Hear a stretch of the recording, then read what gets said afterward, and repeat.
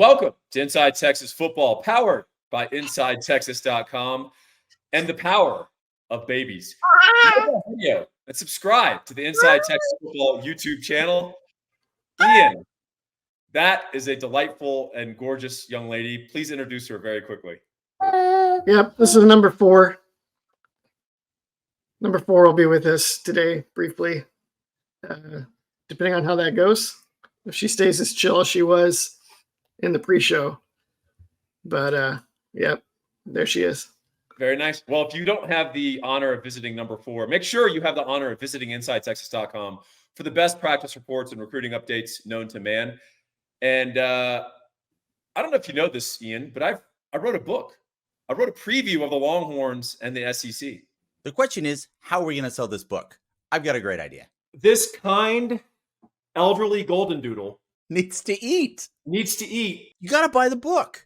You'll enjoy it. It's over 55,000 words, 157 pages of goodness. Find it on Amazon, Apple, Smashwords, or better yet, just go down in the show notes. You'll find the links there. Come join me and think Texas football and hook 'em. Look at that slick marketing right there. Hey, so what we want to talk about is not necessarily babies, but we want to talk about a potential new approach of defense, which is in its own infancy, Ian. We want to talk about who some of these key pieces are that we're going to try to feature in 2024, given that we lost fundamentally the foundation of our defense last year in T'Vondre Sweat and Byron Murphy. What is Texas going to do, and who are they going to build around to build a viable and dangerous defense that in some ways could even be more explosive than last year's unit? So, Ian, I turn the floor over to you, sir. Who's Texas building around? I think it's got to be Trey Moore and Anthony Hill. Sark has basically been saying as much in his press conferences. I asked him, does this defensive front, can you see a different identity taking shape now that Sweat and Murphy are gone? And he mentioned they can attack from different angles. They have a very different player at Mike linebacker and Anthony Hill. And then he'd said that the pass rush they're getting from the edge is very different this year. And the implicit, suggestion there is that Trey Moore in particular is bringing a different angle. I think Ethan Burke will be better. I think Barron Sorrell will be better. They have Colin Simmons, Vosick. But I think Trey Moore in particular is going to change how this team plays defense. Trey Moore, of course, is the UTSA transfer, the former AAC Conference Player of the Year on defense. He had 14 sacks for the Roadrunners last year. He had 8 sacks as a freshman. Number 4 agrees. She loves it. Obviously, you're not always sure how a G5 player is going to level up to the power conferences, really the power 2, when you're talking about the Big Ten and the SEC in particular. Turns out Trey Moore's leveled up quite nicely, if you believe all of the intel and practice reports, and we do. Anthony Hill, a little bit more of a known quantity, Ian. He played as a true freshman at linebacker in some big games. Obviously, he had some learning moments, but one of the things that impressed me the most about Anthony Hill, beside his athleticism and just sort of go-get-him competitiveness, was that he learned. He learned throughout the season, and you'll see things that he struggled with early that later in the season he got quite good at. In fact, so early, if you chart his tackling, he missed some tackles early in the year. Most specifically, a big play that he allowed against Wyoming, where he missed a gap against Harrison Whaley, allowed a long run. That just didn't really happen again. It got corrected once, and it just didn't happen again. Is that something that you think Anthony Hill can build on, playing Mike linebacker, which is technically a new position for him? Yeah, I think just knowing where to find the ball, knowing how to read his fits in this particular scheme, that's something that always takes a while with inside linebackers. And he was significantly better at that by the end of the year than he was early on. Like the Wyoming play you mentioned, he was like in the wrong zip code, and the ball just right down the middle. Coverage needs to get better, but I think that they can make that easier for him. He's also just, what Sark noted in particular is that Jalen Ford was a really good overall linebacker, He was in the right spots. He had a great motor. But Anthony Hill plays through contact and plays aggressively in just a different way. I mean, he's really like the first half of the year last year, I was like, they just need to move this guy to edge. This dude is an edge. And he played there some early on, and he looked outstanding. But I think they're just going to hybridize him. I think he can definitely play inside linebacker, and they're just going to let him do some of both. So he'll play Mike linebacker, but he'll move around, he'll blitz a ton, and he'll even be on the edge in some looks. Yeah, I think the thought is, hey, how do we keep Trey Moore on the field, and how do we keep him attacking the quarterback in the backfield? I think a similar question can be asked about Anthony Hill. So what I want to talk about in a moment, put a pin in this, is how we're going to structure the defense to allow these two players to be movable chess pieces, to be the queen on the board and go out and attack in high leverage situations. Before we talk about that, high leverage situations, well, we're talking about loans, aren't we? We're talking about mortgages. You need to call one guy. There's just one call you need to make, folks. And if you've made the mistake of calling other people and wasting your time, this is the call you need to make right now. Or if you haven't yet, call Gabe and save yourself a lot of trouble and heartache. Reach him at 832-557-1095. Over 20 years in the industry, fantastic at what he does. Go to his Google reviews. The guy's got like 165 five-star reviews. And it's not just, good job written underneath it. There's like 4 paragraphs written under the review raving about all the things he did to go above and beyond. There's only one person to call for your mortgage in the great state of Texas, and actually a few other states outside of it. So find out where he's licensed. Give him a call, even if you're in Colorado or Oklahoma or wherever else.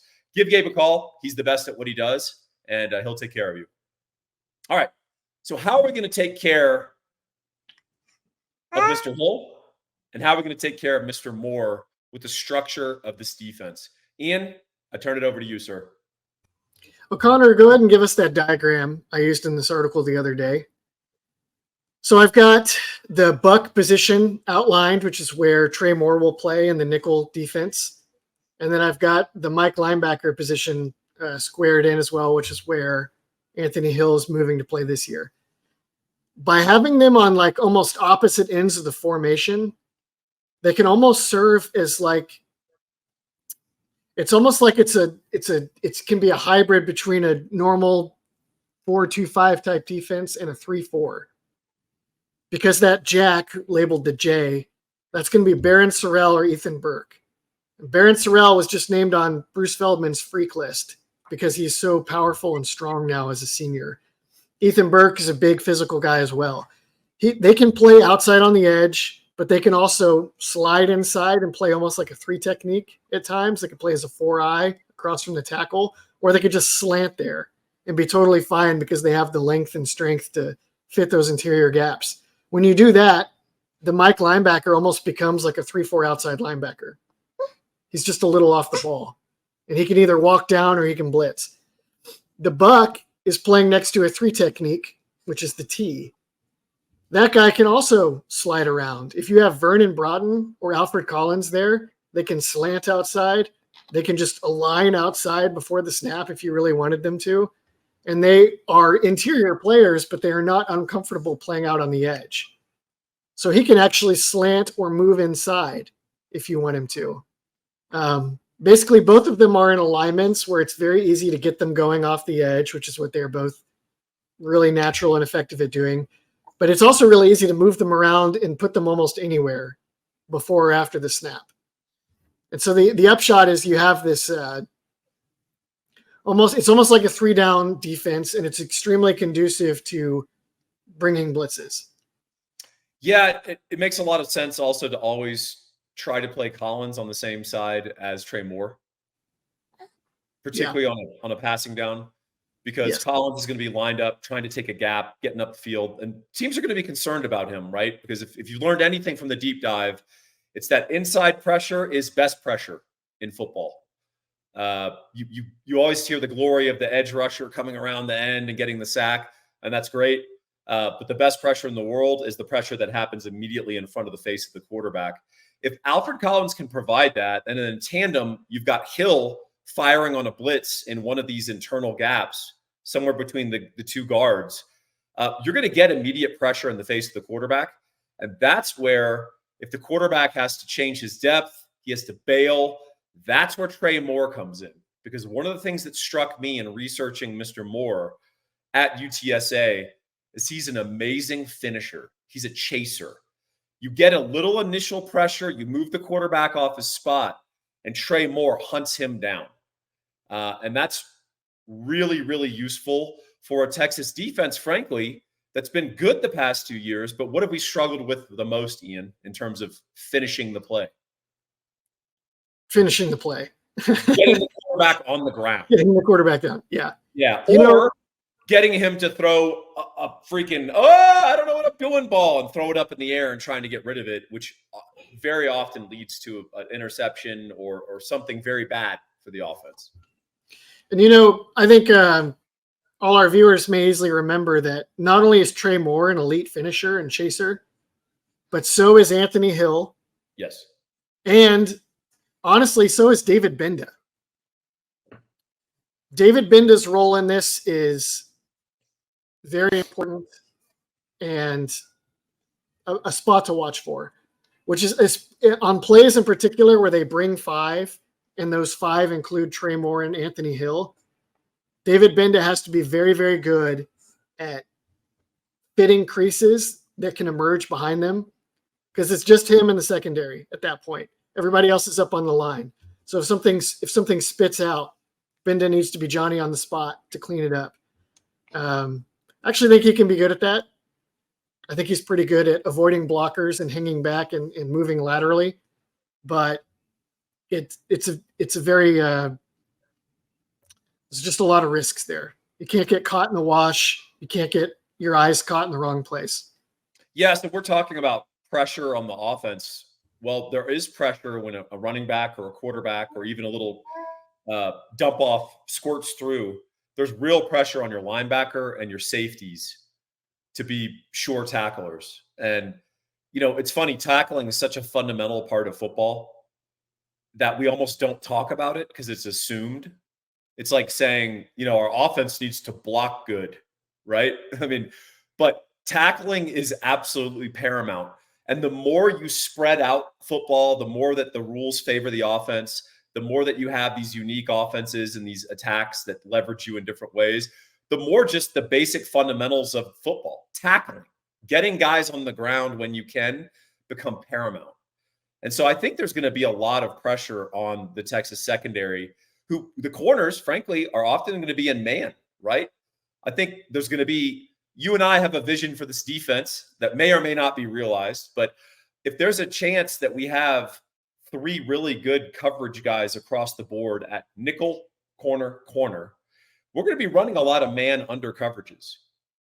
And they're going to sometimes have their back to the quarterback, back to the ball, and they're covering. So if something squirts through, and Texas is going to be playing a number of dual threat quarterbacks, whether it's Alex Orji, Talon Green for Arkansas, even Jackson Arnold. I don't think there's any doubt he could punish us with a 20-yard scramble if we turn our back to him and don't tackle well. So I think there's going to be a great onus on Benda, on Taff, on Makuba, Williams, Jelani McDonald. These guys have to be really good tacklers. And just as an aside, I research other conferences and teams, and NC State, when Tony Gibson is a defensive coordinator, I have a lot of respect for. He's one of the best innovators in the 3-3-5 sort of approach. And one of the things that's consistent about his defenses at NC State, they're always in the top 10 in tackling. And it's not coincidental that teams have a real struggle trying to get explosives on them, because typically you have to break a tackle, elude a tackler to have a big play in football. So I think if we bring this kind of pressure defense, it's going to be incumbent on some second and third level guys holding on and doing their jobs, because you're not always going to be perfect with your blitz, and the guys are going to squirt through. So this is an area, maybe let's move on to our final question here, which is, will this work? Will this work? Will it work? I think maybe the two ideal safeties in terms of their skill set and where we project them to be when they're like fully realized are Derek Williams and Jelani McDonald. Because Jelani McDonald is a classic, like he can play in the box. He's a big guy, great tackler. And Derek Williams is an amazing tackler with outstanding range. In the practice availability I saw a couple days ago, they ran a single high scheme where Makuba was the field safety, and he dropped down to replace Barron at nickel. And then Barron was at the nickel, and he slid inside to play more in the box. Barron is a good tackler. I think that makes sense. He can help make sure that things don't get loose. Yeah. But Derek Williams actually ended up making a tackle on that play from his high alignment. And he just covered a ton of ground and was there like in an instant. If it's Barron, Makuba, and Taff, I think all three of those guys are really good tacklers, very reliable tacklers. But they're none of them Roy Williams, you know? None of them are Michael Huff or Michael Griffin or, you know, whatever. They can get guys on the ground pretty consistently, but they are not imposing. And I don't know if they're like they'll make the play before it kills you, but I don't know if they'll make the play before it's a decent gain, if that makes sense. It does. You know, I think increasingly with defense, there are two really diametrically opposed philosophies of how do you stop offenses that are increasingly wide open, increasingly large numbers of competent quarterbacks in college football, right? And just this huge profusion of talented wide receivers. You can't throw a rock without hitting a wide receiver. And there's really good ones on, you know, in the Sun Belt, much less, you know, the SEC. So the question is, do you kind of play bend but don't break and wait for offenses to make a mistake and you buckle down on the red zone and you don't give up the big play? It's a viable, legitimate form of approach to defense. And then there's the, hey, let's attack them. Let's inflict negatives. Let's put them behind the chains, and then we can start to dictate what they're able to do, or at least narrow their options. We know if it's 2nd and 17, they're probably not running the ball. And if they are, you know, hat tip to them. Now it's 3rd and 11, you know, whatever, if they have a semi-successful run. So I think Pete, all defensive coordinators exist on a plane and on a polls of this. I think he might have been more on the bend but don't break side. And I think philosophically, there may be a movement with the addition of Nansen and Hazelton in his ear and the personnel to push him, to push the boundaries a little bit, that we could be a negative infliction defense, that we can dictate to the offense by getting a big play on them. So I think that's going to be the inherent tension of the defense all season. And I think the performance of the players themselves will dictate Pete Kwiatkowski's comfort with being more of an attacking style and unleashing Trey Moore and Anthony Hill and moving them all over the field. You know, in your diagram, you had them in certain spots. I think there's going to be downs where Trey Moore lines up in the center guard gap. And then Anthony Hill will be lined up on the other center guard gap. And the quarterback goes to the line of scrimmage to take the snap, and his eyes get big and goes, oh, uh-oh. So I don't know. Any parting thoughts on this, just as a way to sort of outline expectations for this defense for the season? She really liked that idea. I had it muted, but she was cooing in delight at the. I could see her enthusiasm with the mug egg. She thinks I'm Bluey or something, or she thinks I'm a cartoon. She just gets real excited about mugging linebackers. She and Carl Reese. Yeah. I think that it'll be a good fit. Pete Kwiatkowski also, he loves to draw up blitzes where you only bring 4, but you move guys around. That's been hard to do, in part because the coverages that Texas has leaned on have not made it as easy to do that as his single high base back at Washington did. I think we'll see more of the single high for a lot of reasons, and that's one of them. I think Texas fans are going to be delighted when the corner or nickel blitz is like truly like a catch them off guard, mix it up thing rather than like your go-to way to try to get. Yeah. I think it's a very effective blitz, and Pete Kwiatkowski's had amazing success with it in his career, but mostly because it was a changeup where you're worried about Anthony Hill, you're worried about Trey Moore, and then all of a sudden the corner comes off the edge and your protection's not set, and he gets a free run at the quarterback. Anyway, there's a lot that could and should go right here. I'm very optimistic about this style. That said, there's a lot of things that have to come together, and it is a lot easier when you just have two huge guys that the other team can't block or move. So no doubt about that. All right. Well, Ian, I'm satisfied that we have done a nice exploration of this topic. You guys, to explore more topics that you're going to find relevant and to find out just how good this Texas Longhorn football team can be, you need to visit InsideTexas.com for the best practice reports and recruiting updates in the industry. We are on top of it and churning out some amazing content. And then I need all of you who like and watch this channel. I need you to like it. I need you to subscribe. I need you, if you're listening via podcast, to write a nice review, give us 5 stars, and make sure that you're a part of this community. We're on a drive to 10,000 subscribers before kickoff, and I think we can exceed that and go. I think we can go more. So for Ian Boyd, I am Paul Wadlington. Thanks for joining us on this deep dive with number 4.